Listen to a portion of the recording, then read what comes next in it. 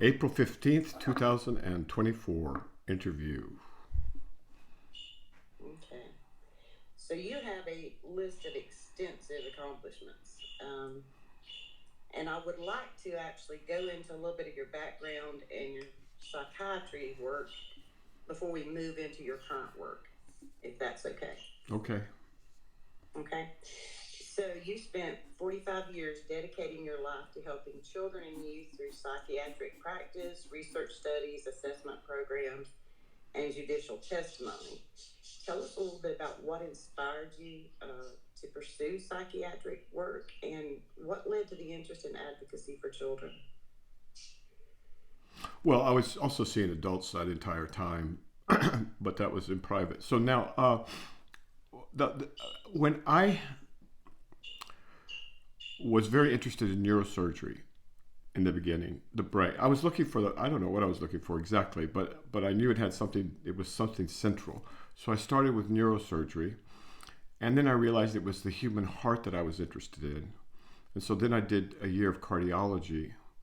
And then I realized during the year of cardiology, although it was good cardiology because we were studying the heart-brain connection, I realized that the heart wasn't in the chest; it was in the mind, so to speak. And so then I went into psychiatry. Now, once I was in psychiatry, it occurred to me that if you really wanted to understand the adult, you would need to know how the adult got to be an adult. And what the process is, in medicine, we study embryology because you can't really study the adult organism unless you've understood the development of the individual organism. So in child psychiatry, the equivalent of that, in adult psychiatry, the equivalent of that is child psychiatry. So I did that, and I'd found the heart I was looking for, but all the patients weren't in psychiatric facilities; they were in jails. I didn't recognize that at first. I recognized that when I moved to California, actually. And so then it was just a simple matter of the doctor going where the patients were, and the patients were in juvenile prisons, the sickest ones, and the ones who needed help the most. Does that kind of, do you want more detail than that? Or? Well, no, I think that's fantastic. So when you did a study back in the 90s on, and I may pronounce it wrong, bupropion for adolescent depression. Yes, I was also involved in very formal research at the level of the synapse and prostaglandin modulation, and then the bupropion studies. This medication had just come out, and we were looking for its efficacy in major adolescent major depression. And I believe the study did show safety and efficacy, didn't it? Yes. Actually, I learned a lot about the limits of studies by doing that. Yeah, actually. So, the 80s and 90s were kind of, and I'm just popular culture here. Mm-hmm. They were kind of a self-help era. You had a lot of debates about ADHD, medications. A lot of children were being put on Ritalin. Right. Then we kind of went to the 2000s. You started seeing more children tried as adults in the prison systems, harsher punishment for juvenile behavior, correct? Yes. And so now in 2024, we hear a lot about trauma-informed. I don't know how familiar you are with Dr. Paul Conte or Dr. Gabor Mate, but they have both written books and they speak, and they're very much pushing that we need to be a trauma-informed society. Yeah, trauma is the word. Okay, it used to be ADHD, then it became, well, first it started with, when I came in, it was multiple personalities. Then we dropped that, we went to ADHD. Then we dropped that, then we went to eating disorders. Then we dropped that, and we went to trauma. Then we dropped that, we went to autism. Now we're in a mixture of trauma, autism, and ADHD. We don't see the multiple personalities, and we don't see the eating disorders as much, although everybody's kind of overweight. So yeah, I mean, all of these things, these are just popular ways of addressing the core issues. Trauma in development leads to a child whose mind is disfigured. But it's critically important to distinguish two kinds of trauma, and every time I get a chance, I try and tell people about this. Type 1 trauma is a severe trauma that occurs once, or it occurs, a couple of times. You see a horrible car accident, you watch your father hit your mother or something like that. It's a 1 or 2 time deal. Type 2 trauma is chronic and it goes over a period of months or years. Type 2 trauma leads to character deformation. Type 1 trauma just leads to those issues. And so the vast majority of children were living with type 2 trauma. And that problem, and we can see the results of today when we see these horrifying videos of kids beating each other in a gang, in a group, just beating somebody to death in some cases. So we need to distinguish between type 1 and type 2 trauma. Okay. Would you say that something like PTSD can be both or either? Well, PTSD by definition is type 2 trauma. Okay. So you have extensive background in this, working with the prison systems as well, correct? Well, mainly working with kids in prison, but and adults in prison as a forensic expert, but mainly with the judges. The judges have no understanding of normal childhood development. They have very little understanding of human development in general. And we end up with this very bizarre situation where men and women who know nothing about children are making decisions, not just in the criminal courts, but in the family dependency courts that are going to affect children for the rest of their lives. And they're doing it willy-nilly. So I did what I could to educate the judges for, maybe a couple of decades. And I have an outfit I'm still associated with called the Office of Child Development, which is an affiliate of the National Council of Juvenile and Family Court Judges, where occasionally I offer consultations, but it's really a dire situation now. It's horrible things are being done to kids out of ignorance, and so that was a real problem and still is. I would love to dig deeper. I understand we're limited, and this is, these. No, we have some time. Don't worry about that right now. So let's take a look, and I'm going to broad stroke this, and then let. If I could get some information out to people that, hey, look at your local judiciary, especially folks in small towns where they can do something about it, and ask yourself, do these women or men have the information they need about child development to make wholesome decisions for these kids? And if they don't, then get your child psychiatrist together with the judge and say, hey, why don't you guys have lunch or something and talk about, just a lot of these things can be solved if people are just aware of them. What do you think politicians, wouldn't you say that the actual, and I'm not we don't get into politics much in this magazine, but it also goes into the lawmakers as well, right? They have to have a little bit more information to make good laws. Well, I've given up on them. I think most of us have, but advocacy is crucial, wouldn't you agree? To some people. I'm in a different department. Okay. So I'm for education, I'm not particularly interested in advocacy. I'm interested in education, and then the advocacy will take care of itself. Okay, good point. If we look at recent neuroscience studies, modern neuroscience, it's obvious we've learned that the brain does change during trauma, that there are actual physical changes that occur. We also hear a lot about neuroplasticity and the brain's ability to actually correct and heal itself. Give us some of your thoughts based on your experience on that. Time and love heal all. Unless that's a huge topic, and so much depends on the individual. I've seen people recover from the most horrible traumas imaginable with some meditation and a good teacher and some guidance. And so, I don't want to generalize it. Those who know, as it says in the Tao Te Ching, those who know do not generalize, those who generalize do not know. And that word trauma is just too big and too popular right now to be, for me to generalize about profitably. Okay. If you look back on your years in psychiatry, working with children, working in the courts, can you give me like top 3 or 4 things, that you feel like the public doesn't understand about the system or about child development? They don't think about child type 2 trauma, which is just another way of saying hideously developmentally adverse situations during development chronically. So rather than trauma, people should be thinking in terms of does the child or the young adult have what they need to develop normally?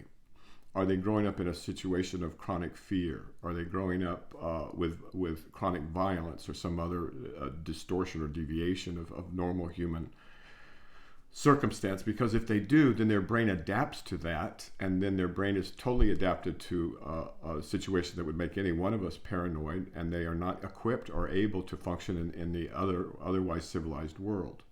We see this among children in the ghetto. We see this among children of families of chronic hostility. We see this in children of extreme poverty is much less bad, and physical abuse is much less bad than some of the emotional abuse that children endure. And so that would be what I would have to say off the top of my head.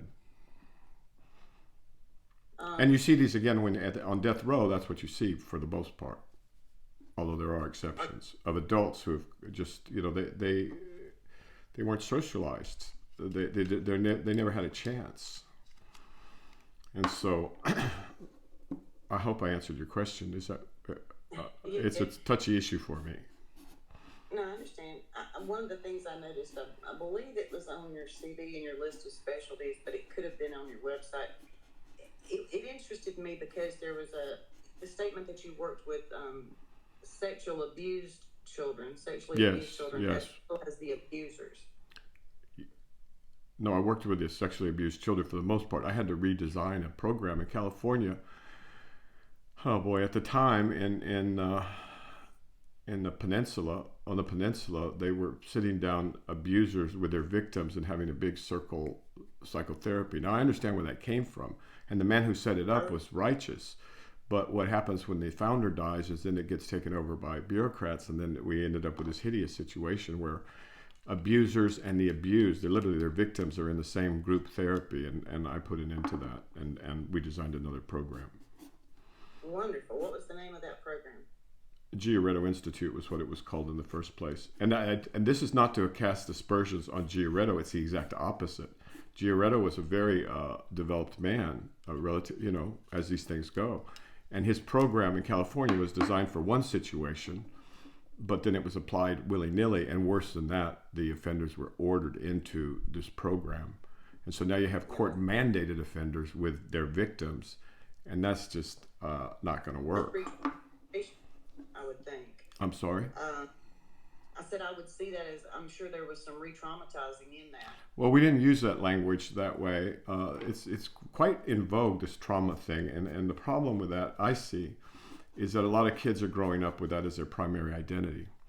And whenever you have kids with a constricted identity based around, a popular thing, whether it be autism or whether it be eating disorder or whether it be, trauma or ADHD, you constrict the possible development, the full development of the human.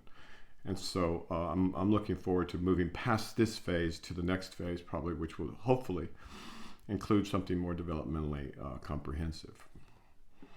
It's like attachment theory and reciprocal connection. The whole notion that you can divide people into three types based on their attachment. What is it? Organized, disorganized? No, what's it? Insecure, disorganized, and something else. Well, those notions need to be expanded to include the real, the actual dynamic of the reciprocity of the relationship, not just focus on one narrow aspect of it. So trauma can also be extremely useful for developmentally. Extremely useful developmentally, depending on the dose of the trauma, the type of the trauma, and how it's handled. Now, if the world falls apart for the child because they saw a car accident or they saw a dog get run over on the road, then that's how the child is going to interpret it. But there's other ways to interpret all of these things, such that we minimize trauma, in vivo and in real time. And I think we should do more of that and less of reifying the whole notion of a specific traumatized personality. That's been also my experience as a psychiatrist too, by the way. I spend a lot of time undoing what's been done by people who haven't been very thoughtful. What we identify with is a major component of what our life becomes. Would you say that's a fair statement? Absolutely, yeah, absolutely. What we identify with becomes us. Right. What So you a lot of focus on that, becomes your locus of attention. It becomes your preoccupation. Then it can become your life. So yeah, there's a real danger in that.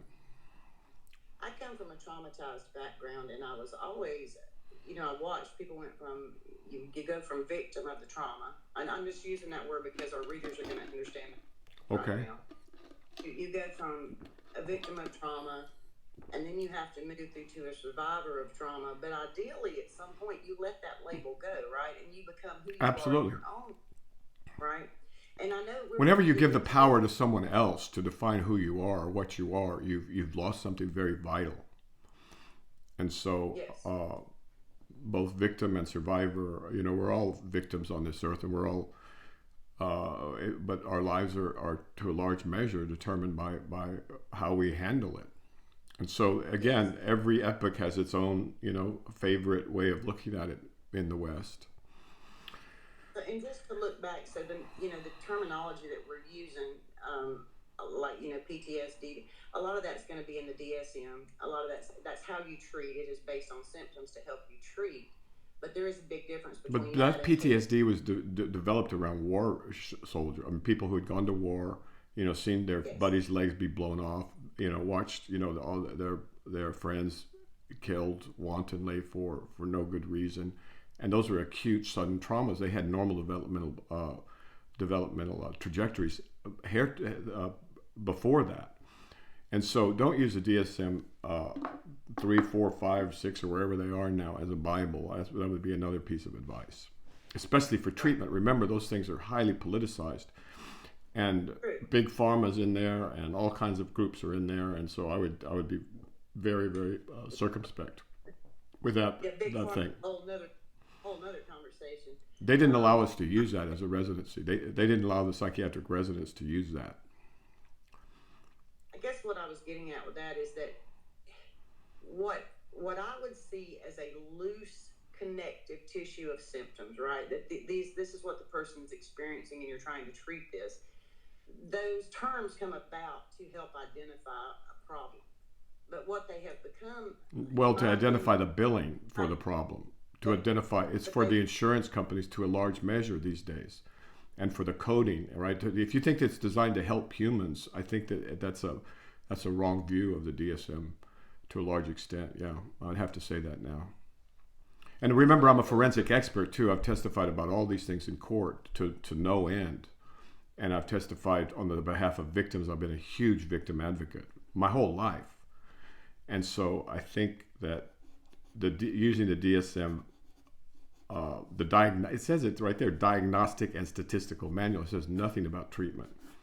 And these days, there's so much money involved that all bets are off. I think the whole thing is a failed project, unfortunately.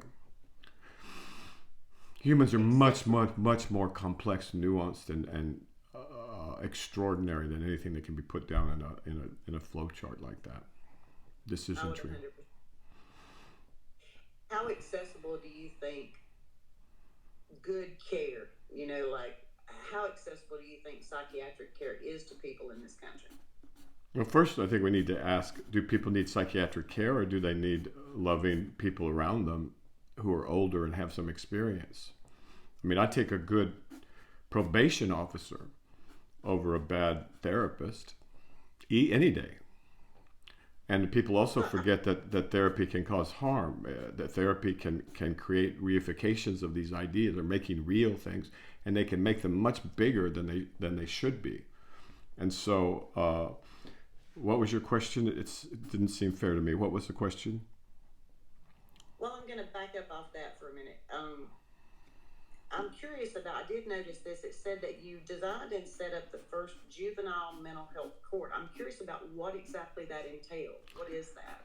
What that entailed, and it was difficult to do, and it took many years to do it, was to get the judge's permission to set up a team of the prosecutor, the defender, the probation officer, and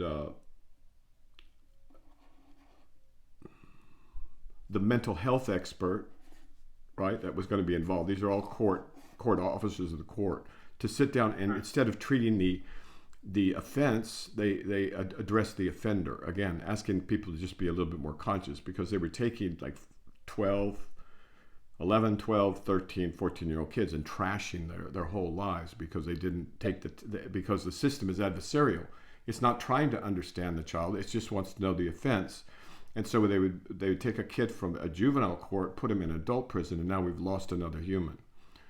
Right. And so we needed a scientifically demonstrable way to give them a better chance, and also decrease recidivism and increase good outcomes. And we did that both in the initial study and then in the follow-up studies where we did the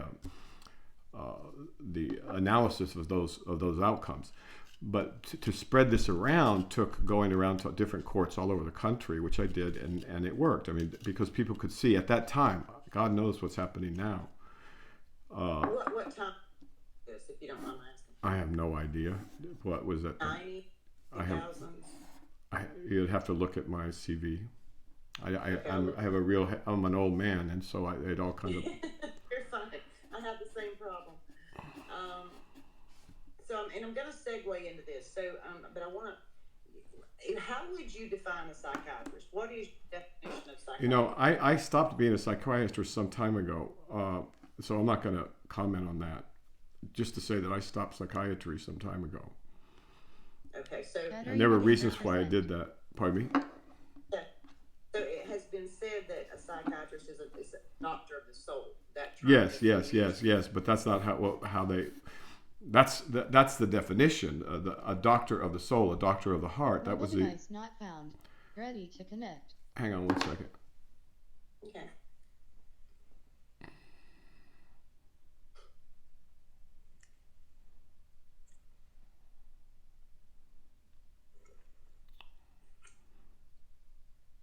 Okay, that should be better. Okay, can you hear me? Yes. So yes, in the Greek or the Latin or whatever it is, it's a psyche is the soul. I mean, and so again, Western material rationalism has been taken so far that we've lost the north. And now I work a lot more to try and balance that out, because the way we're headed, it doesn't look good. We've taken our right brains. I'm sorry, our left brains, the right side, and we've made it the whole world. And we've seen the consequences of that both individually and collectively. So I want to segue here because, and this is from my perspective, I've been watching your YouTube channel for a little time. Okay. And we've spoken back and forth some in text. So I see it as a continuation. But let's move from psychiatry. Well, you got to remember, I got laughed out of the room if I brought up Zen, for example, in the 70s. No, it was not acceptable. It was not acceptable, and the professors would ridicule me. And I find that unfortunate for them that they were of that small-minded, and that same jingoism that says, all our information has to come from the scientific or the quasi-scientific or the pseudo-scientific method, has led us to a real, I don't know what the word is, but it's not a happy circumstance in Western psychology. We're primitive compared to the psychologies of other parts of the world, but no one will admit it, and it's a symptom of our culture, unfortunately. Well, I would agree, but I mean, you were. So that I'm going to fill our readers in on this, but I mean, you have worked at Stanford School of Medicine. You're a graduate of Harvard College and Harvard Medical School. I mean, you have a prestigious background. You're obviously an intelligent man, a well thought out person. Watching your videos, you cover some tremendous material. So, do you feel like the climate has changed any since that time period in psychiatry, or do you still feel like not appreciably? Not appreciably. If anything, it's become more and more captured by big pharma and big politics and by corporate. But that's not just psychiatry. That's all of medicine. Have you been to a doctor recently? It's like going through a corporate mill. So yeah, that's the tragedy of American medicine. And this, I'm not speaking about psychiatry in particular, but the tragedy of American medicine is one that will be ready to connect. Should be a warning for a thoughtful people. Yes. So let's. in the way I see So it. um, I look at it kind of carried over, but I want to. Now we're in another realm. So I'm going to ask you. You've got your website states. So your website says mind science is scientific, philosophical, and applied science of the way, best described more than 25,000 years ago in the Tao Te Ching Book of the Way. So let's segue over from doctor of the soul and heart in a medical sense to doctor of the soul and heart in a spiritual sense. Can you tell us a little bit about your background there? You've mentioned to me studying with the Dalai Lama. Give us a little bit of the back, and would you define it as spirituality? How would you like to define that? I should ask that first. I would like not to define it. When I was a little kid, my parents were Catholic, and then they decided that they needed to. They didn't like the arrangement there, so then they struggled with leaving the church, and they became Protestant. And then, which brand of Protestant? They were, that evolved during my childhood, so that was very good for me to see that struggle that they had. Not that they lost respect for Catholicism, but so as a child, I remember coming back from catechism school, and they'd given me a medal because I'd gotten all the answers right on their the questions they were thinking, and I was thinking, this can't be right. This can't be right. So I remember, I think I was in third grade, throwing that medal on the ground and kind of stomping on it. And that's a kind of a strange thing for a third grader to do, but I don't know why. Maybe I was angry with the nuns. I was probably angry with the nuns. At any rate, so and then as I got old, as I went into adolescence, it was a fantastic time. It was the 60s, and everybody was searching for meaning and for peace, love, happiness, understanding, all that. And we were against the war and for the ecology. And so that was just kind of part of the deal. And so, but who really interested me was this guy, Jesus. I wanted to know, who was this guy really? Not who my parents said, not who the nuns said, not who the pastors said, but who was this guy really? And so I took off on that journey, and it took me a while. And you could, and I went by way, I ended up going into meditation, and then I ended up in Tibetan Buddhism, and then after I woke up, I ran into other teachers of other disciplines. I'm not saying that the Dalai Lama is directly responsible, by the way. I'm not. The whole thing's a mystery to me. So actually, I'm leaving a lot out. There were other Tibetan masters in the Boston area because of the Tibetan diaspora. The Chinese had overrun Tibet, and they were spreading out across the world and trying to save what they could of their tradition. And so although I've been reading Zen and I've been reading the Tao Te Ching long before that, and listening to Wayne Dwyer, which I gotta say, Wayne Dwyer had something to do with it. I love it because I was watching one of your videos and you mentioned that, and I thought it was so funny because I was raised Christian, a Southern Baptist, Lord knows. Mm-hmm. And yeah, I was raised in those too. I like Southern Baptist. Journeys. But, Wayne Dyer and M. Scott Peck were the ones that initially started my curiosity, and I still love Wayne Dyer's work. It's still available on YouTube, and his books are still in print. But it is almost like it's a mild way to bring you in, I think. But bring you in? Bring you in? I don't know about that. Well, I mean, to kind of bring you into reality doesn't need to be. You don't need to be brought into reality. You need to leave fake reality. Well, you're indoctrinated. There you go. Indoctrination. You're indoctrinated, whatever religion or belief system you grew up with. I do believe that. And I think some people are, they seek more than that. They want to understand more multiculturally. They want to understand diversity and what's out there. Because here's the thing. I used to, in my own experience with Christianity, we would be, people are arguing the Bible or arguing a perspective, and it's like, oh, I'm not going to talk to the Muslims, Like, well, you hadn't read their book. So I read the Quran, you can't, how do you know if what you know is right unless you're looking at what they know and looking at that? And I'm not saying right per se in 100% manner, but I mean, ignorance does not help you understand. I never have seen God as a being that wanted you to be ignorant. So I do think that people are indoctrinated. Their culture has a lot to do with their belief systems, and some people are more inclined to stay with that, and others are more inclined to seek. So you obviously went looking, and I love it that Wayne Dyer was part of Well, your but faith. it's not all a happy circumstance, because I also listened to a taped version of the Tao Te Ching, the only one I could find. This is considerably later. There was the Tao Te Ching was actually on tape, so this must have been 10, 20 years later. But I listened to one that was basically a fake, that somebody had taken the Tao Te Ching, done their own poetic interpretation of it, passed it off as the Tao. At least I wasn't sophisticated enough at the time to realize that I was being inculcated, indoctrinated in something that wasn't true, something that this guy just made up, pulled out of his butt. And that really took years to undo. And so you got to be careful too. Yeah, it's not an easy road. And one of the things that Americans have the most difficulty with is understanding that they need guidance. We have it comes from the British, I guess, and the royalty, or who knows what kind of neurosis it is. But in every other culture in the world, they understand that you need guidance in these traditions. But the problem is you need the right kind of guidance. And there's so many frauds and fakes and all kinds of other people out there that it's maybe best just to forget the whole thing. And that's what's happened in America to a large extent. Well, we're definitely a neurotic nation, and we worship No, the God of I would say character disorder, not neurotic. Oh, really?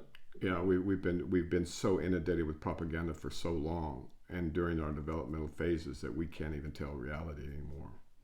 Yeah, we're not at all what we think we are, and all you need to do is take a look from further away, and you could see the effects of mass indoctrination, inculcation of false beliefs by the intelligence agencies and God knows whom else.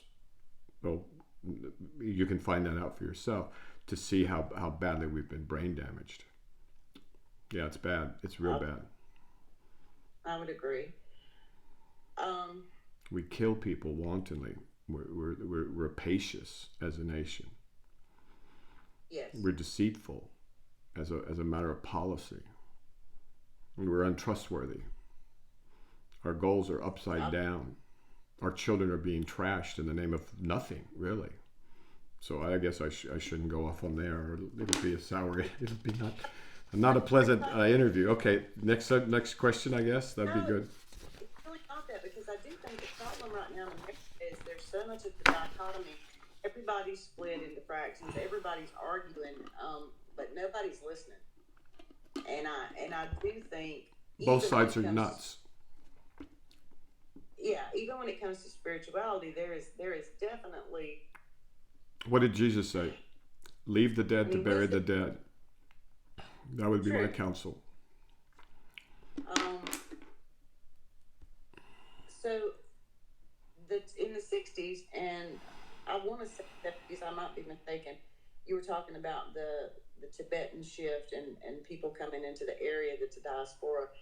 I think that was along the same time that Thich Nhat Hanh was also coming over here and doing speeches and talking. There was a lot more, and the Beatles. Thich Nhat Hanh was later. Thich Nhat Hanh was later, if I'm not mistaken.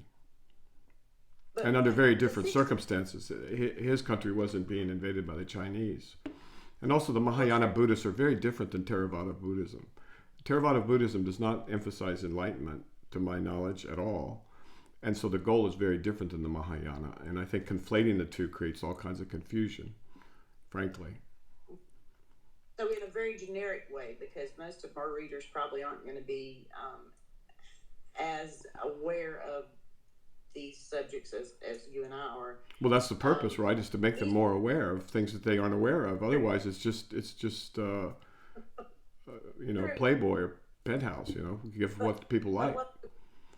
I don't think the 60s did what a lot of people in America thought it would do, but the 60s did usher in a little bit more Eastern understanding in the West. It became more prevalent to know about Zen, to know even the terminologies, correct? True, yes. Tao. Well, the Japanese, Tibetan, and other good people came to America to try to help us out with those things. Suzuki comes to mind. Dalai Lama comes to mind, but there were many other Tibetan lamas, Chogyam, Trungpa Rinpoche. for example, And I, and my teacher, what's his name, Chagdud. So that's a guy who I happened into in New England at the time. So I don't know. could you give us? Go ahead. I'd like to hear about your journey there. So you obviously were looking. You were exposed to some other materials. You listened to the Tao Te Ching. Tell us a little bit more about how that journey unfolded. Well, the Wayne Dwyer thing's kind of a little bit of a joke in a way. I mean, it just shows how starved Americans were at the time for any kind of wisdom tradition.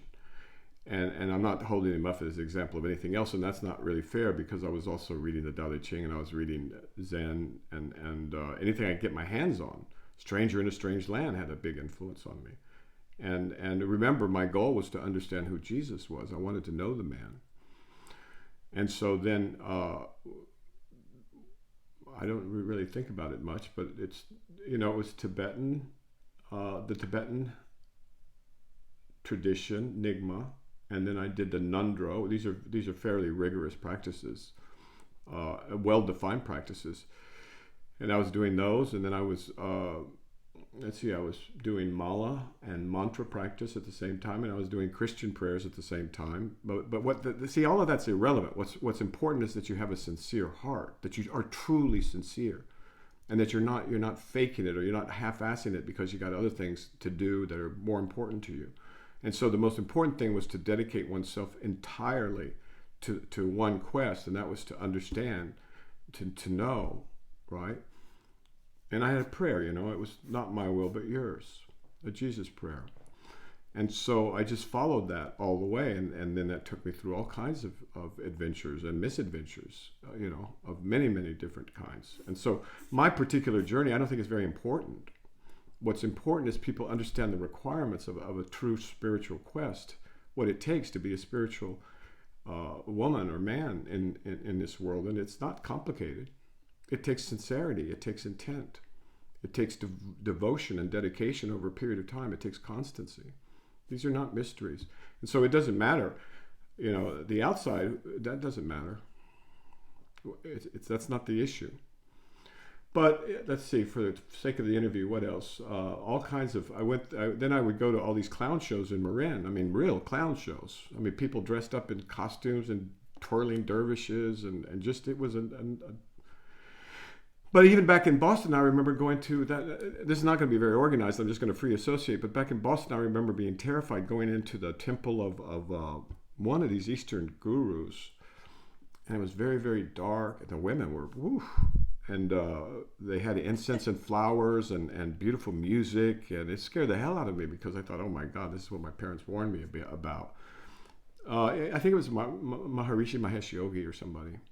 But they had a big temple there in Boston. I'm sure I'd recognize his name. I mean, this is a big organization. And so they realized, hey, there's money in them dar hills, right? And so there was all kinds of crazy stuff going on. But there's no fake gold without real gold, right? You're not going to have fake gold unless there's real gold. It doesn't make any sense. And so I was fortunate. I managed to make my way through the fake and find the true. And so... Of course, the Dalai Lama was part of that, but so were the Sufis, and so were some Buddhist teachers, other Buddhist teachers, and other teachers Christian teachers too, frankly, some of them. And so, again, it's not about the outside. What's important is the dedication of intent. Oh, and then there's the Avatamsaka Sutra, magnificent sutra translated in 1986. So I didn't get a hold of that before then, and. That's an incredible. People have no idea.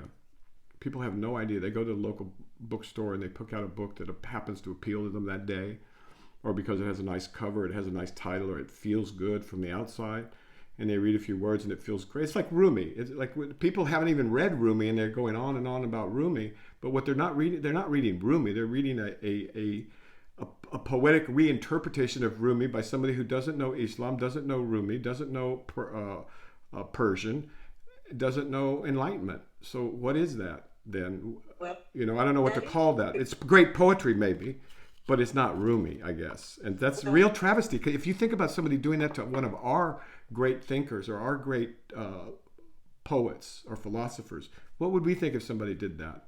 Let's say, don't get me started. So anyway, I believe people should make the effort of finding authentic sources. That's what I believe.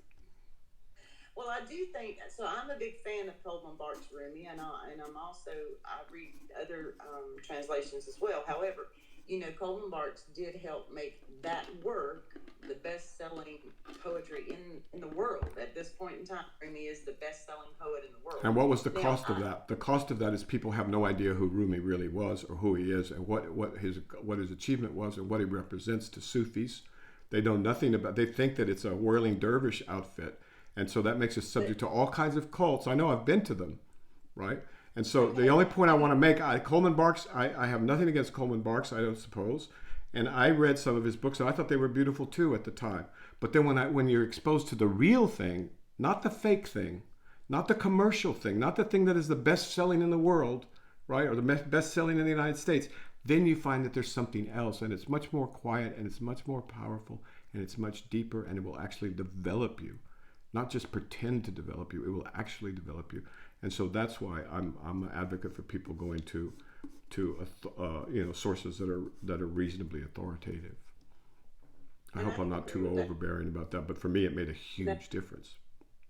I think that from my perspective, I look at that. I go, anything that causes someone to go deeper and to seek, because I do think now there are some. No, that's very easy to do. That's very easy to do. We could do that's trivial to do to anybody, and so that I think is a very dangerous attitude. I mean, that's the attitude. I mean, you could what's his name, the cult guy from. Let's pick your favorite cult guy. You can do this very easily to people, and this is a danger. They have not been warned that it's so easy to do this to them. And we're the walking wounded. We're lame. We're walking around lame and half blind because we do not realize this about ourselves. We are particularly susceptible to indoctrination and to inculcation and all kinds of false, screwy things because of the nature of the information environment in which we live. And I think people need to be warned about this and they need to be educated about this. Yes, people can make you feel good, repeat something in a certain way, appear in a certain way to you, and they will make you believe.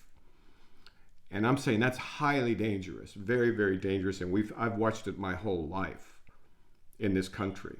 And other countries aren't as vulnerable to this. And if anybody's ever curious, I'll say more. I'm sorry. I know this is an interview, but I can't help but say some things that I think are very important. Well, I'm an avid reader, and when I like you, I also grew up and said, okay, who is really Jesus and what's this really about? And so I read scripture extensively for years. What I found was very often when I went to any church and heard preaching, that it had nothing to do with the actual scripture. And it wasn't the teachings of Christ. It was the teachings of the pastor in that church. It was the teachings of a cultural order or a particular branch of religion. Well, isn't that obvious to everyone by now? I don't think so. Because well, then they're the dead. And what did Jesus say about the dead? Leave the dead to bury the dead. Yeah, he meant it. He meant it because otherwise you can waste your own life trying to dig up corpses. Jesus didn't say that for the hell of it. It had a meaning, in my opinion. No, but what I'm saying is there is a difference between the person who is going to go to church as a social function, as a feel-good function, and there's a difference between someone who is truly going to sit down and spend hours reading scripture. I mean, it's just a different mindset of what's being sought. So but you know who those people are by the time they're 30 at the latest. Well, I mean, I don't. Unless they've been graced by alcoholism or something like that, and they end up in AA, and then that's a whole different creature, right? Well, because those guys are deeply spiritual. So there's a wonderful sentence in the Big Book that if anybody ever spends any serious time meditating on it, it really will change your worldview. And it's, God is everything or nothing. What is your choice to be? And that really does take you to a whole metaphysical place if you do it. But I think.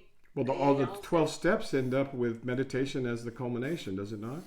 Well, and the 12 steps is not about stop and drinking. The 12 steps is about equilibrium. The 12 steps is about emotional equilibrium. But all right, it's a spiritual path and a good one. It's an authentic one. It doesn't work unless you're sincere. And it does definitely work if you are sincere. So those people aren't dead. We don't have to worry. So that's the exception to the 30 rule. Now, I think it's the exception, the person who has not demonstrated by 30 whether or not they're going to have a chance in hell unless they undergo some people call it trauma, other people could call it birth. Some people would call it the knock of the spirit, which is what I tend to call trauma. So, well, I do want to get into it. So, we talk about alcoholism, we talk about traumas. These are also considered ways to awaken. I mean, they are very often talked about as a path to awakening. Absolutely. I would like to hear your perspective on that. AA probably wakes up more people than any other program in this country, as far as I can tell. Yeah, probably. It's.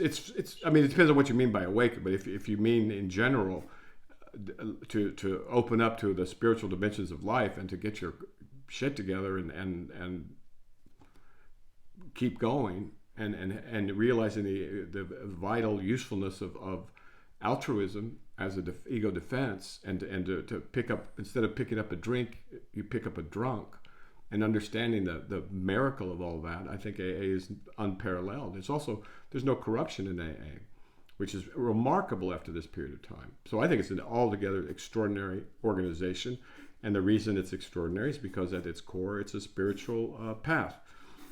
Was that the question about AA? Yes, I mean, Carl Jung was. So name some other ones, name some other organizations like that in this country. Name some authentically spiritual organizations in this country. Well, I would say this about AA. I would say that it can be equally helpful or equally detrimental, because they're just like you have the false gurus who are taking advantage of people in a vulnerable position. That does occur in AA too. You do have predatory people involved in AA. Of course, but they get booted out eventually. But that is everywhere, and that is. But the answer to my question is, what other organizations have even a chance in this culture of enlightening people? I tend to, at this point, which is one of the reasons I was really intrigued with your work and interested in. Can you see why Eliot calls this the wasteland? And calls us the hollow men. It's not a joke or a poetic image. He's describing. Now, Eliot really did search. He searched. I love Eliot. Okay, but what did he say? What did Eliot try and warn us about? We are the men stuffed with straw, headpiece stuffed with straw. We are the hollow men. This is the wasteland. He's saying something very important, but why do we just ignore it when somebody of that caliber spends his life trying to say it? Well, don't get me started. We are definitely a nation that doesn't love poetry. But why is that? But see, this is not an accident. This is a culturally overdetermined thing, and this is what I mean by how we're the victims of mass psyops from the beginning to the end of my life, anyway. And I'm an old man.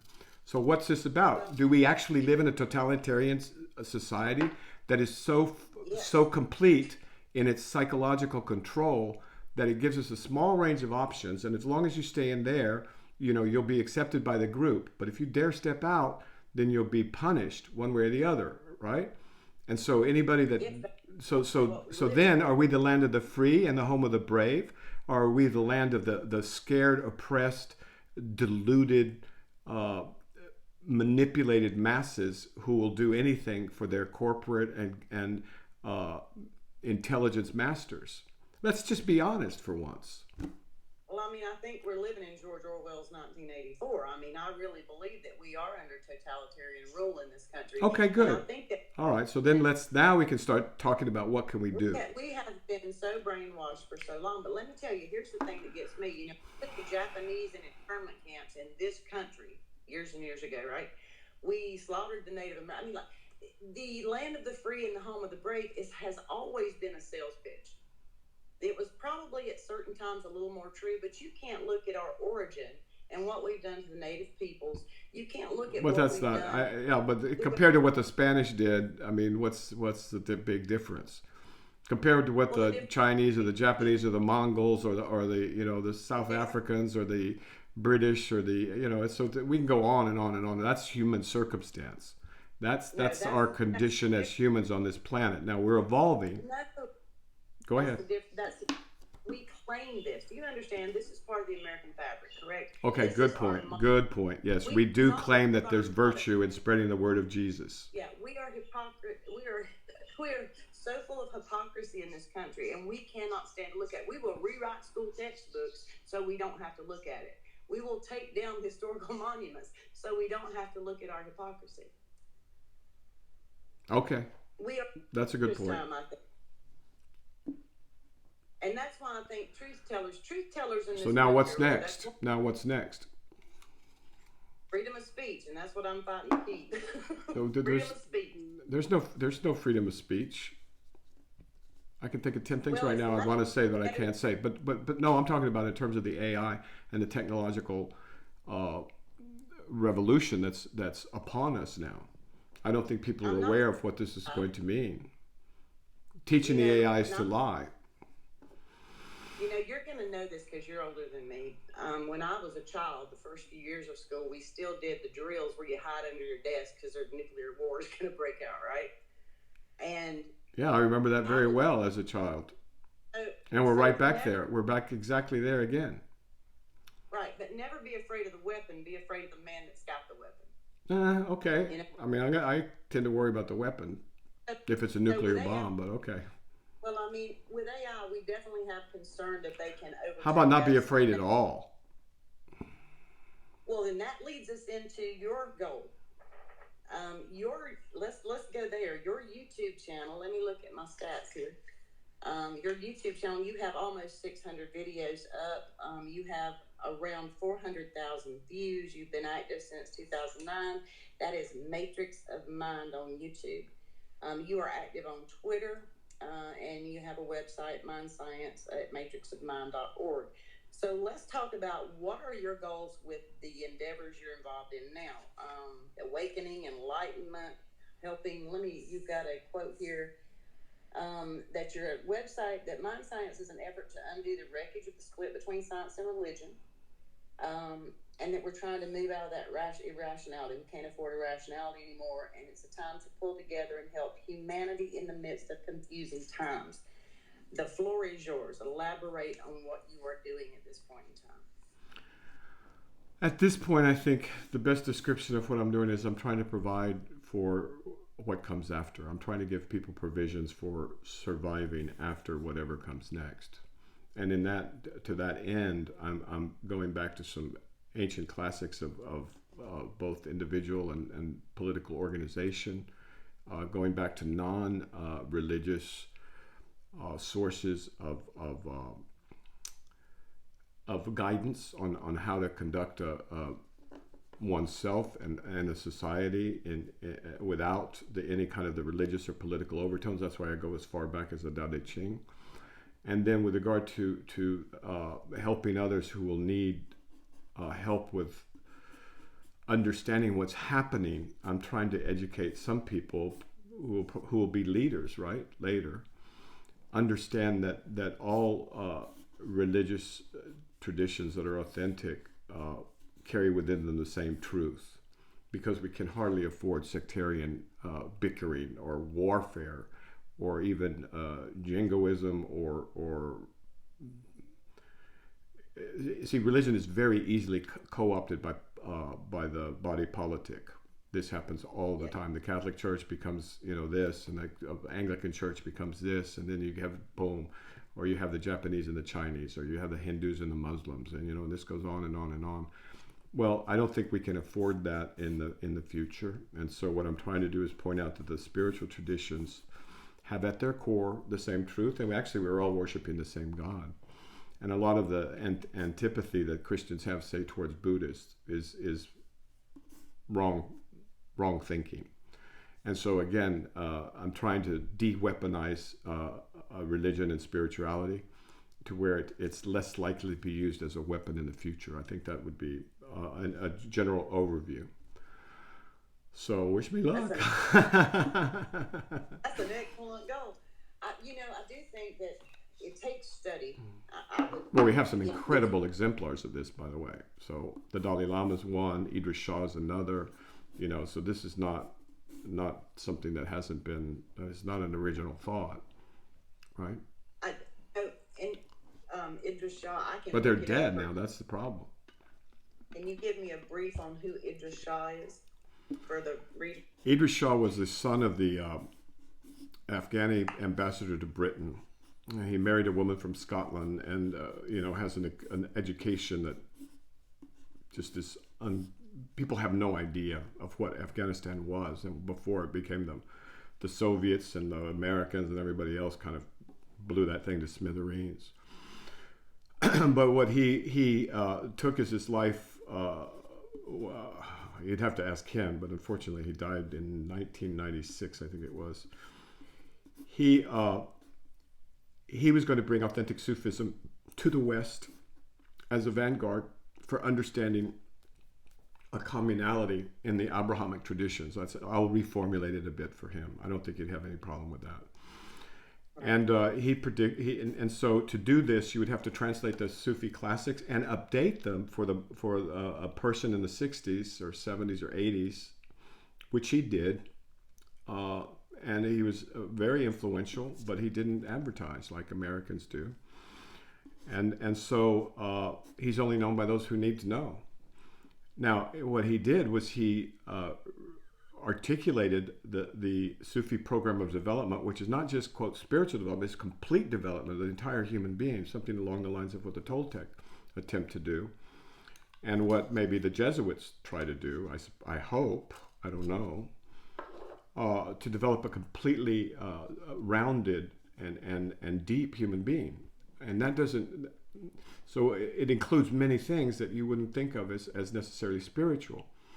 And so if you study the ancient Sufis, they were great scientists, great mathematicians, great statesmen, great kings, great popes, one pope.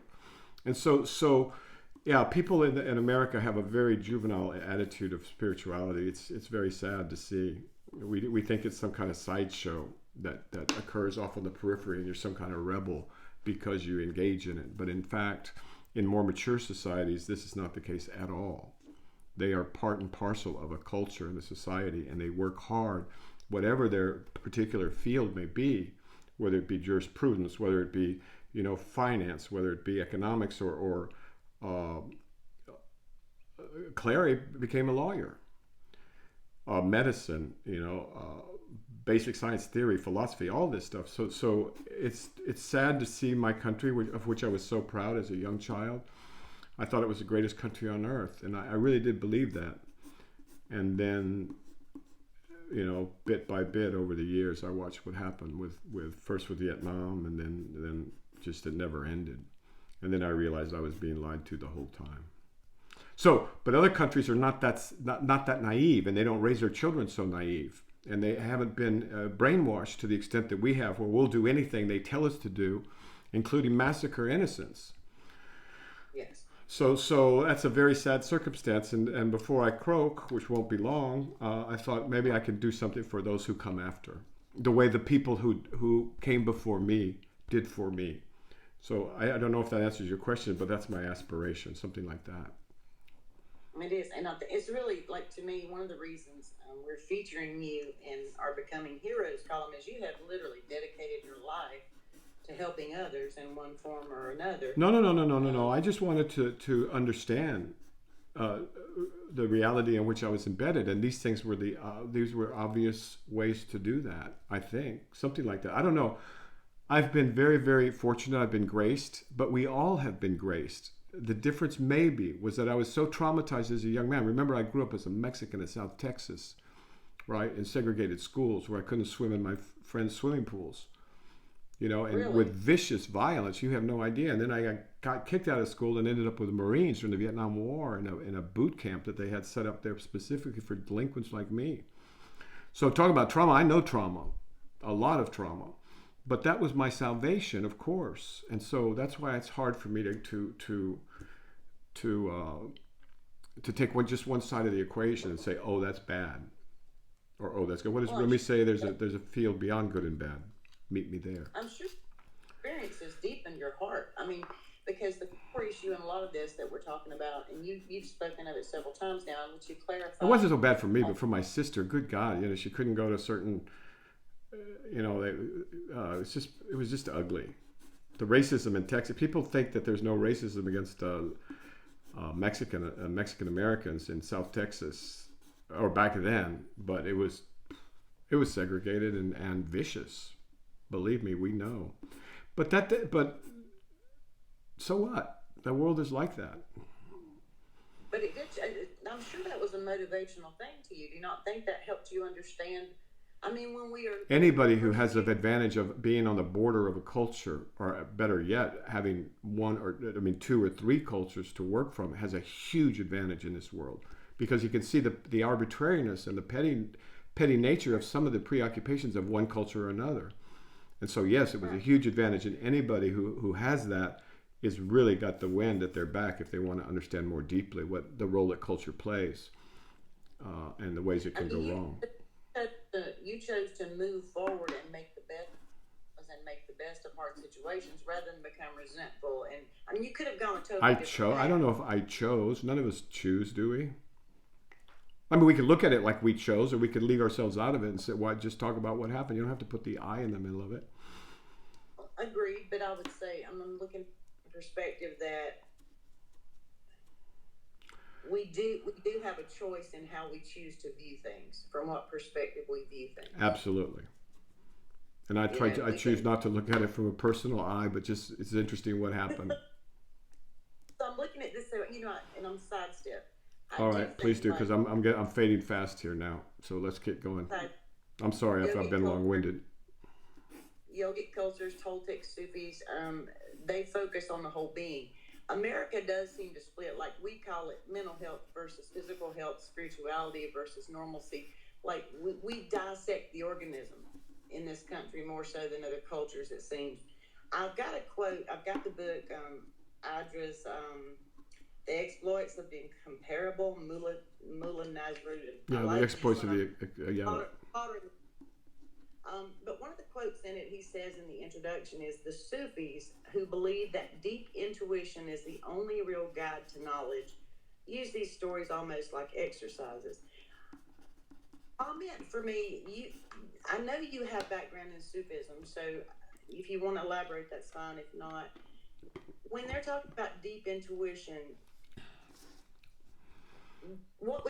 how would you interpret what he's saying? I think that's kind of a goody word, frankly, that he's got there to so that English speakers will it'll appeal to English speakers. Intuition is not something he talks about in the meat of his books much. I mean, intuition what does any word even mean, right? So that doesn't sound too much like Shaw, unless he's like trying to have some. Where in the book is that, by the way? What part of the book is it in? It's the very first part. It's his introduction. Did he write the intro? It's on the second page of the intro. Yeah, it has his name at the bottom of it. All right, that sounds more like marketing. A bit of marketing. I mean, it's true enough, but he would want to know, just like you do, what does intuition mean? And you tell me what it means, and then we can talk about it. But otherwise, it's just a goody word in there to attract people. Okay, I think where I'm going with that is that even in your teachings or the things that you're bringing up, your videos are fantastic. They go. Oh, thank you very much. Thank you. That's very sweet of you. I don't know that there's another channel that has so much variety in the topics discussed. So I do love that. Okay. And you're nice to the poets. I guess what I'm looking at, there are different types of knowing or understandings. You can pick the word. Correct. Understanding. And Yeah, knowing, the two very good. So there's understanding, there's knowing, and there's belief. All right, so we can just start with there. Now, okay. Sufi deep understanding, knowing, but belief, there's not going to go for the belief part. Not Shaw. Mm-hmm. Why do you need belief when you have knowledge? Belief is a limitation. I mean, do you not see belief as in a deeper context, it's a limitation rather than a help? It depends on who you're talking to. It's necessary for some people. So in your videos, you talk with different people. They are anonymous generally, and you cover different topics. And it really has almost the feel of a fun therapy session / spiritual discussion / just kind of cutting up. I don't do therapy. I did plenty of that. I did plenty of therapy back in the old day. I've left all that behind. The mind's not where it's at. The mind is not where it's at, my friend. Right. To get past this So, hold on. conditioned, limited, biased, constrained, and constricting mind, now there's something worth doing, in my opinion. But just moving around the chess pieces, that's I can't do that anymore. For the average It doesn't help people enough. For the average blue collar worker, for the average Joe, the average person out here on They're the street, so much easier to work with. The average blue collar worker, because they don't have any pretense and they aren't all puffed up with their their knowledge and their beliefs and all this and that. We want them to go check out your YouTube channel. So tell them what's there for them. No, I don't do advertising. I really don't. It's not part of this deal. We're not trying to convince people. What I'm trying to say is, what is it that, if a person were to tune in, what do you feel like the videos are providing? That's kind of... Truth speaks to truth. The kind of person that would be attracted to the channel.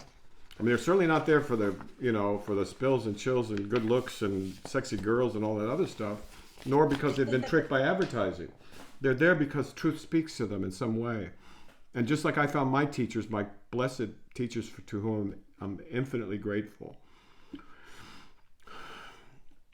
That's not how things work. The way things work is that truth speaks to truth. Truth attracts truth. It's an adage, right? Birds of a feather flock together. Like attracts like.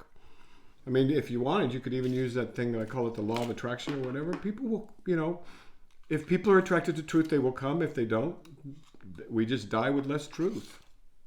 Would you call it a community? Not particularly, not in the American sense of the word, no. I mean, but why? No, I wouldn't. Would you call a Sufi group a community? Probably not. Would you call a Buddhist group a community? Nah, not unless there were Americans there.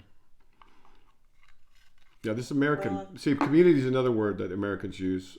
And so it's all left brain, right side.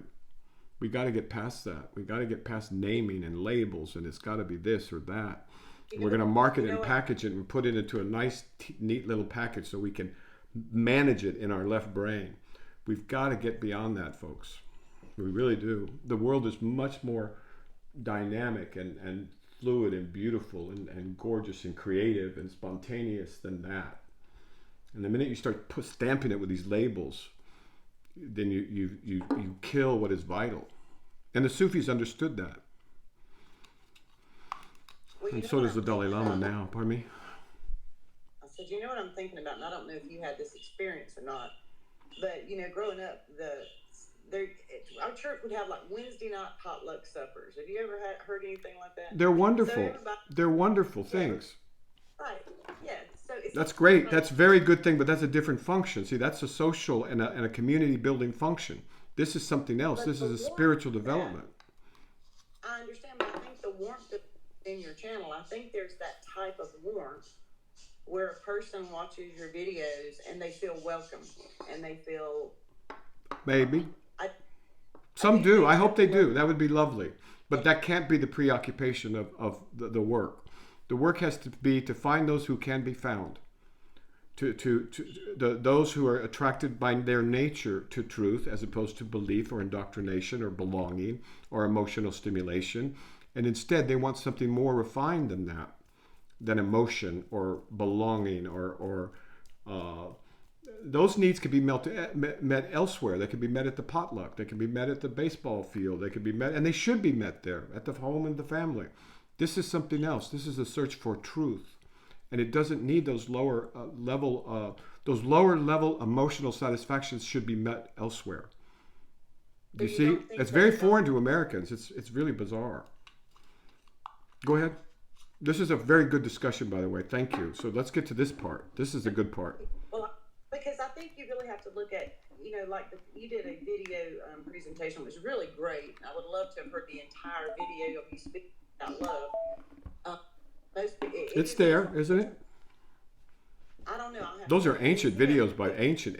They've just got put up, I guess, 15 years ago or whatever. They're great, and you're funny on stage. You're like, it's warm. It's much easier when you have the energy of the crowd to work with. Much easier than working like this. But that's okay. It's not entertainment either. It's just something else.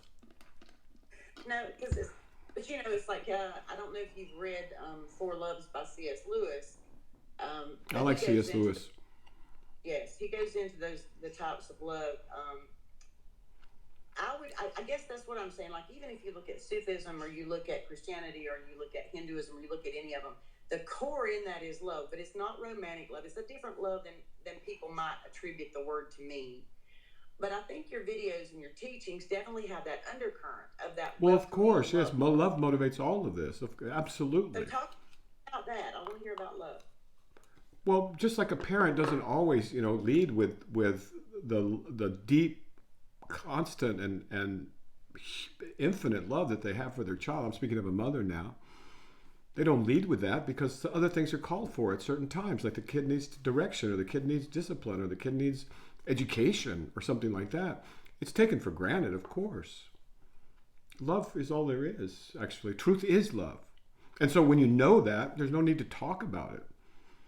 When you know that this reality is made of that thing that we call love, but it's with a capital L, or truth with a capital T, or beauty with a capital B, all of those things, and much, infinitely more. But those are the best words that we have to describe the reality out there, if you can just open yourself to it. And that's what waking up is about. And so, yes, I'm very close to poets, of course, and painters, and scientists too, because they are seekers of truth.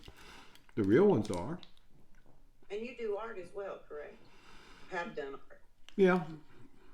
I dropped out of med school to go paint in the south of France, and they kicked my butt because I wasn't. You can't do that part time. It's like this. It takes all you got.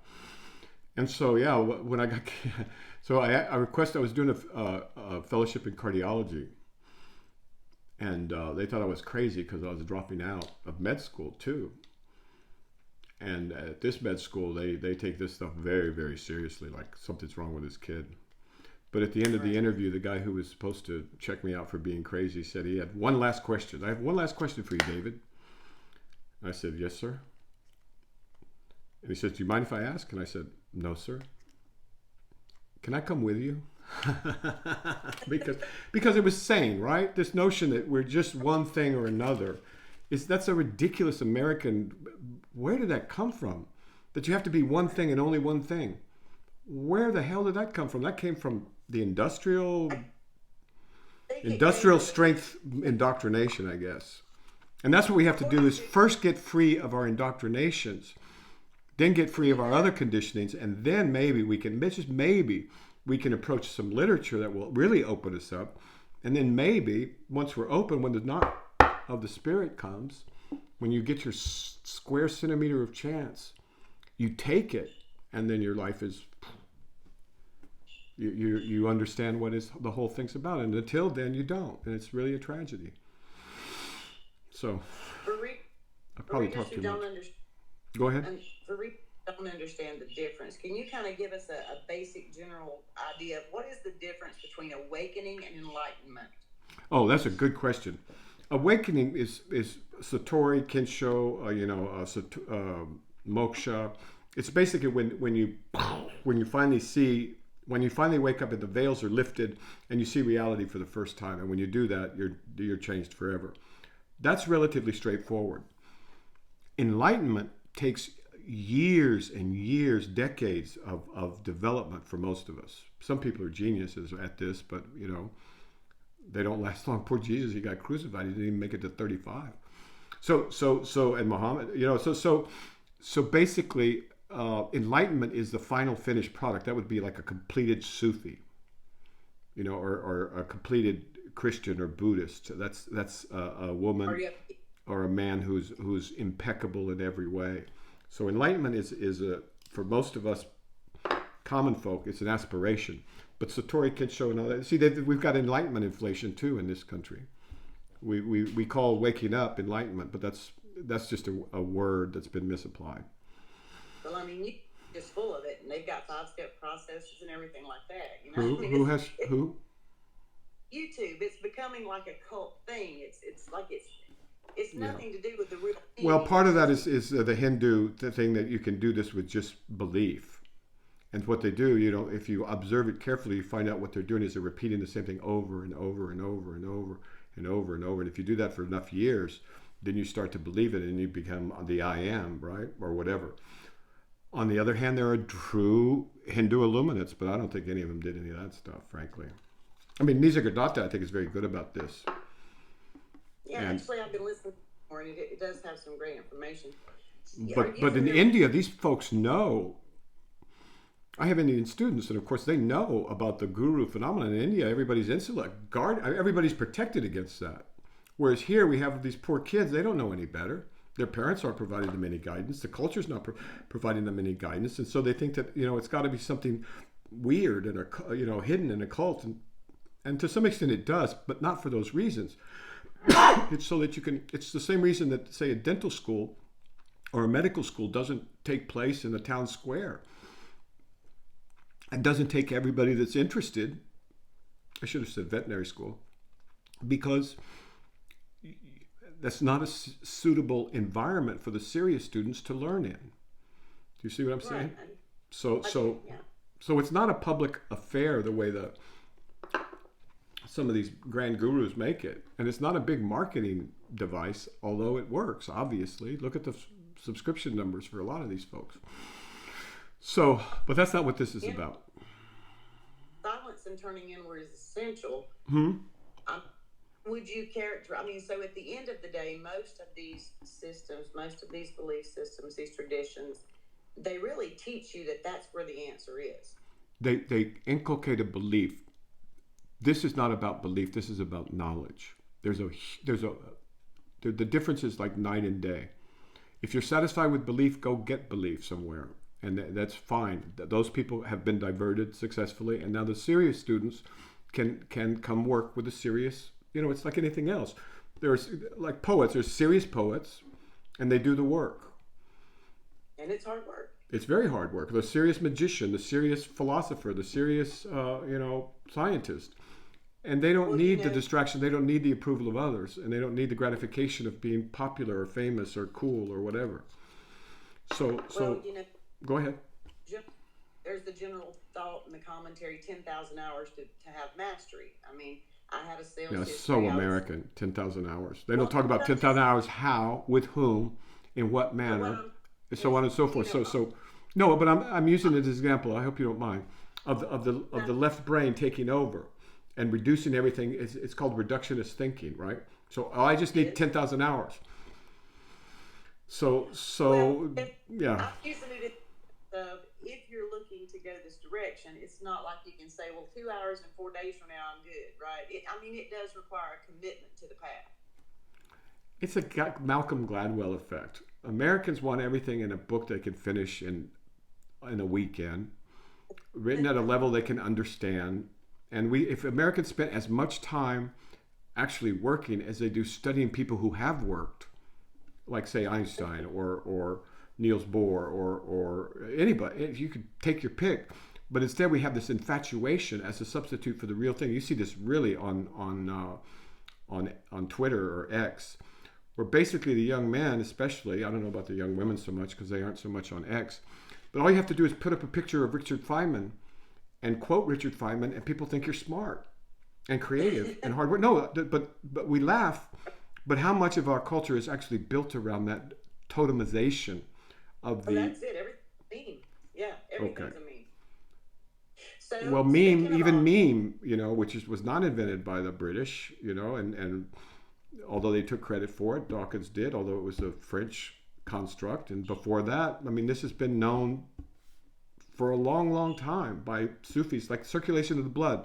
Sufis understood this long before. Rumi was describing evolution. Okay, yes. So we have to outgrow ourselves. We have to get rid of. We're so full of ourselves we can't see straight. So who knows what comes next? It may change all of that very, very quickly. But we need something to survive on, and we cannot survive on just logic and bread, or reason and bread. Although we need both. It's not to say we don't need reason and rationality and hardcore scientific thinking. We do. In addition to that, we need something broader, more comprehensive, more nourishing for the human soul, or we will perish, and we will not withstand the AIs because we'll have nothing to offer to ourselves or to it. So I want to just take one side. The author James Joyce, his daughter was schizophrenic. yes, And Carl Jung said to him, "Where you swim, she drowns. where you dive, she falls." That's how I heard it, but same thing, same thing. The fact that we know what we're talking about with each other is fantastic. So there are dark sides. I mean, the psyche is a very resilient but also fragile entity. It's There not are so dark fragile. sides. If you try and change it, you'll see how fragile it is. People who say it's fragile have never tried to change it. But in what my understanding of what he meant with that. For some is people, that yes, of course it is, but they have degenerative disease of the brain, or they have a non-degenerative disease of the brain. And I don't mean to be uncharitable to them, but they are the very small minority, relatively speaking. What other people suffer from is neuroses, it's not such a big deal. Neuroses you can get rid of in a Well, the Go ahead. yogis also, they say that the land that the schizophrenic wanders in is the same land that the mystic wanders in. The difference is that the schizophrenic is lost there and doesn't know how to come out. No, that's false. And Who said that? Who said that? I'd have to look it up. Yeah, There's a couple of- that's just false.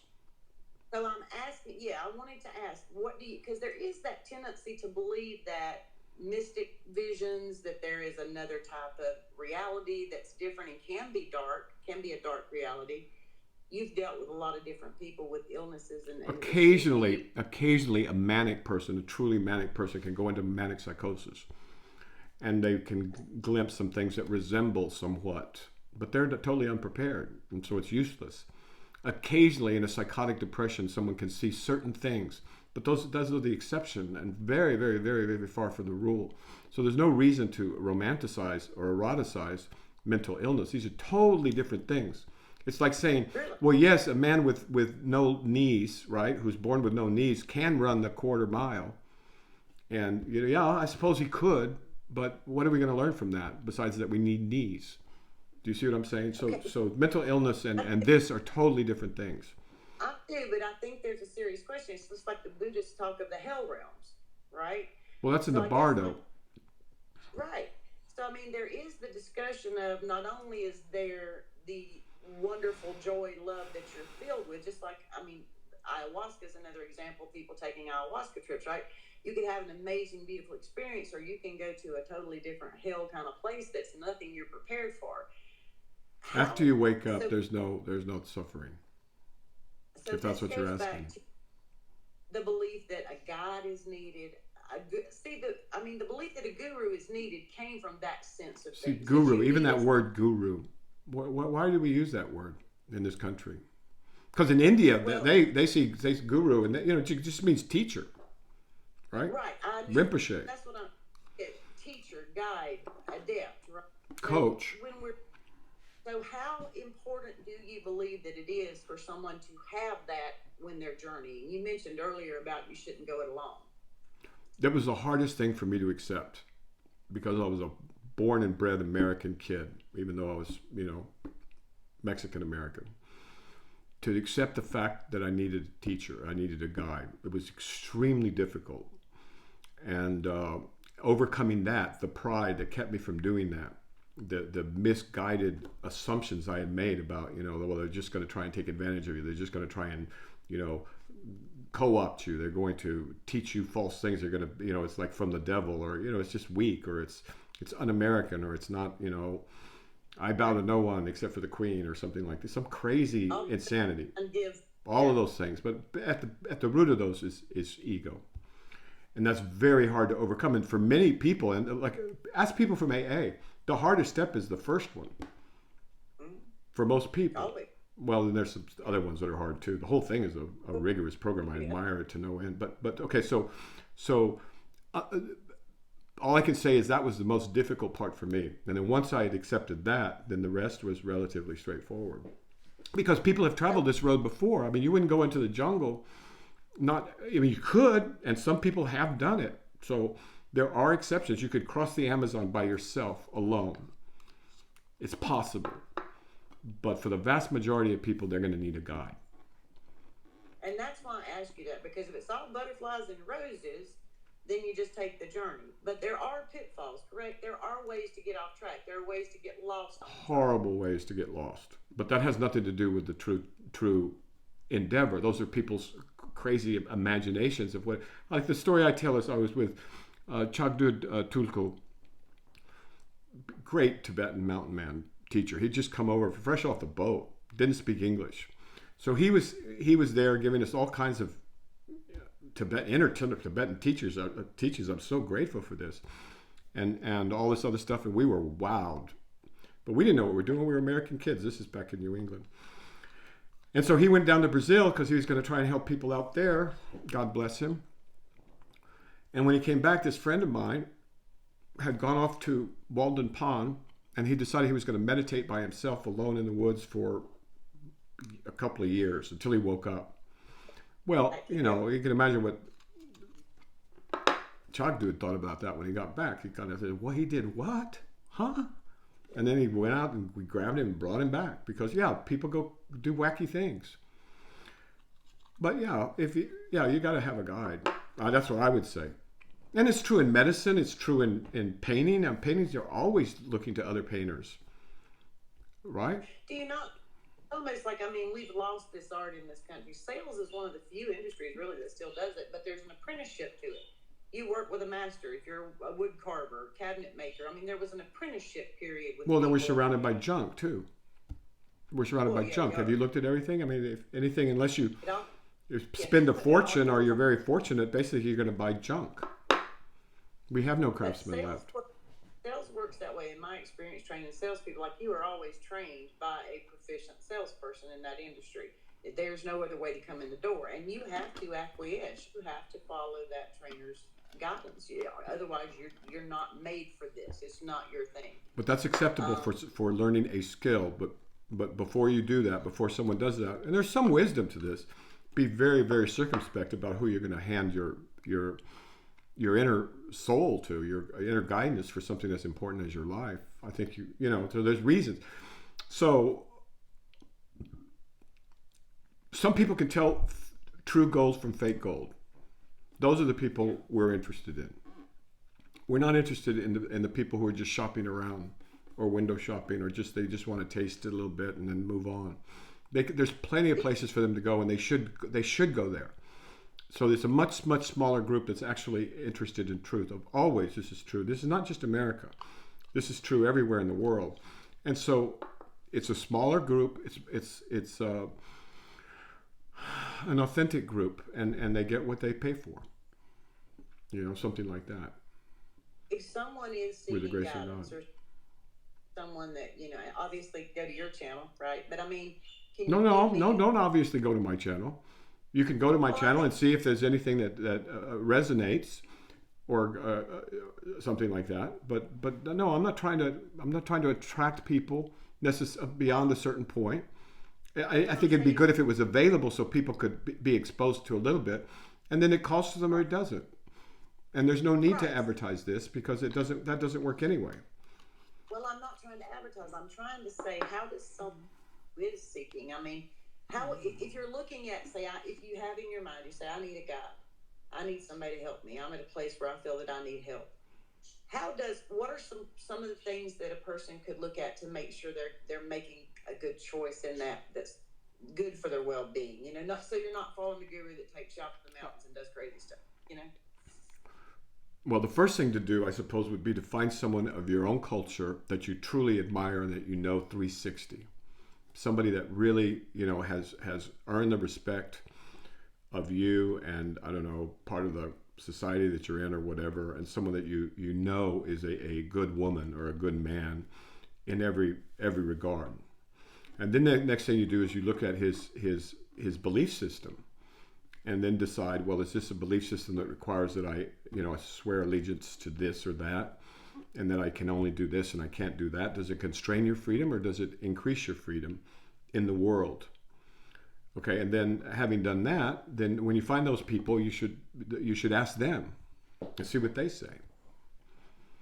But you got to be careful because you don't want to get indoctrinated into just one more philosophical, religious, spiritual, or pseudo-spiritual belief system. And then the other thing to ask yourself is, how does this guy make his money? Because if he makes it by selling subscriptions, that should be a warning to a thoughtful person. I would agree. So I mean, it's but people, authentic people have a way of finding authentic people. True. So there's no big concern there. It's a way of nature. It's a more organic thing. Some would say the Tao is taking care of that. Right? Yeah, God takes care of that. Yeah, the Christians say it beautifully. For every step you take towards God, He takes like 10 towards you, or something like that. That's very true.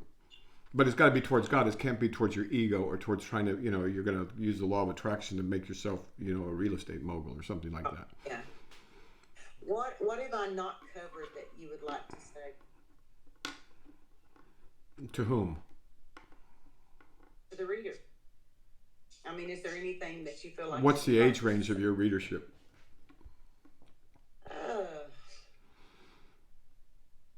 25 to 45. Okay. I would like to say this. We're headed for a very tumultuous time. And now more than ever, it's important to remain centered. Before whatever's coming comes full force, it's important to know what your center is and how to get back there. And whatever happens, it will pass. So there's no reason to be unduly afraid, nor should you be negligent in making preparations, personally and collectively, for yourselves.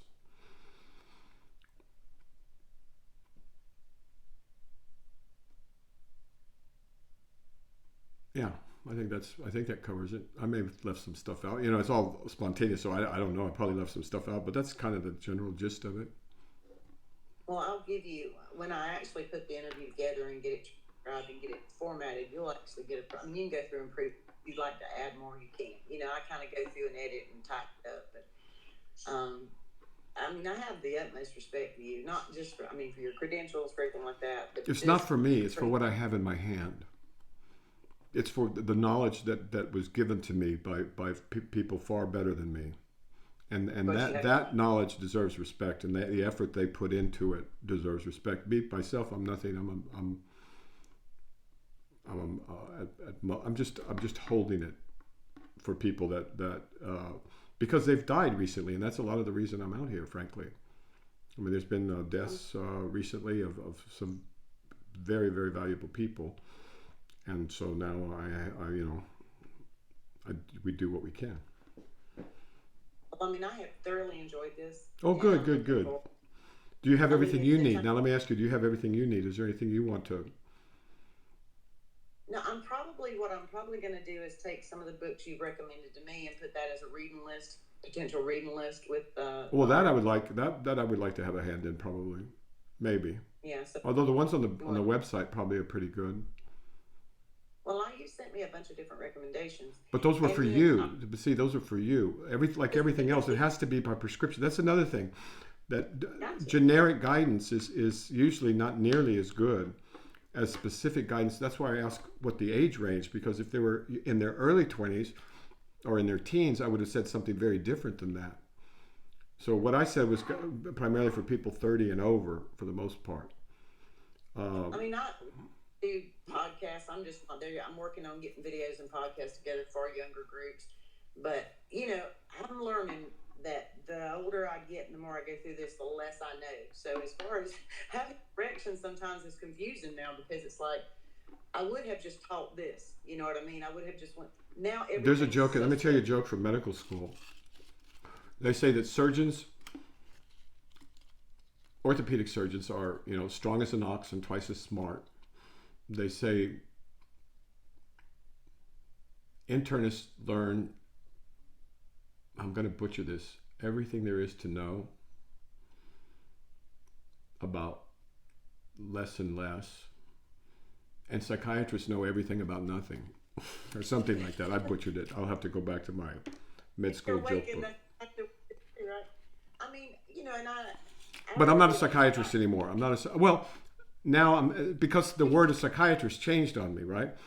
At one Right. time it meant doctor of the soul, doctor of the human heart and soul. But they changed it. And that's why I have a dictionary of etymology. That's something else I would recommend. Grab a dictionary of etymology before I have the '60s to folks. my They they took the soul out of psychiatry and put it in mind, and that was a big travesty because there's a huge difference between the inner essence of a human and the mind. And so that's why I have to say I can't count myself among their number. Not as I'm going out in this world. For me, when I'm doing this, it's simply like, you do have just an extensive, you're impressive. You know what I mean? Like, there's no doubt. Not just in person, the person you are, but your resume is impressive as hell. So it's like, I do want the people reading the magazine to understand, okay, so it's different when someone who graduated Harvard Medical School says, hey, what about Taoism? Not anymore. You know what I mean? Not anymore. But okay, yeah, all right, whatever. But you got to remember at Harvard, there were some great teachers there, and for that I'm grateful. But there was also a lot of silliness. And when I brought up the Tao back then in my 20s, they laughed at me and basically shouted me down because they had no space for that or Buddhism back then. And so, the readers now are more likely to know what Harvard is than what the Tao is. Really? And is that on true? the corner. You know what I mean? Oh God, yes. See, Well, that's the tragedy.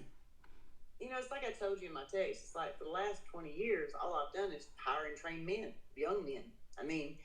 I tried to bring women into the car business, but it's a hardcore business. It really is. That business is changing a lot too. Yeah, it is. But you're just curling up with Satan in that one. And when I first got in it, nobody was in it. I came out of the cemetery industry in sales and went into that. And it was a hard road. But have you read I Was a Used Car Salesman? Have you read that book, I Was a Used Car Salesman? That was one of the most influential books. There was two books that really influenced me when I was a young kid. One was The Men with the Golden Hands, and the other one was I Was a Used Car Salesman, the inner life of somebody who sold used cars. It taught me a lot. Now, see, that's the other thing about, for example, especially the Sufis. They understand how you can learn from everything with the right attitude.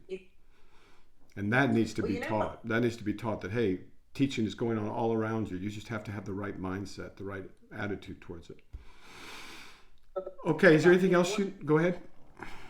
Well, once you've learned to sell, it's just like that's the problem with religion and so much of it. So much of it is just sales. And you understand that when you've learned the techniques of sales. And you know that there's certain words that are useful for sales, right? And so intuition and love and there's people should make a list of goody words.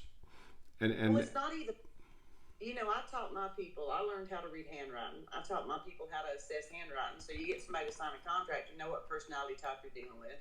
I tested all my salespeople with young personality types so that I could understand how to train. If you're really into anything, there's an intensity to it.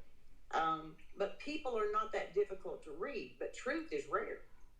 Truth in people and people who are being true is really rare. And we're talking on this level. I'm not talking, the next level where we're not, really people or anything. But in this, in this time frame and in this level, and it's disheartening. And a lot of the young men that I trained and taught,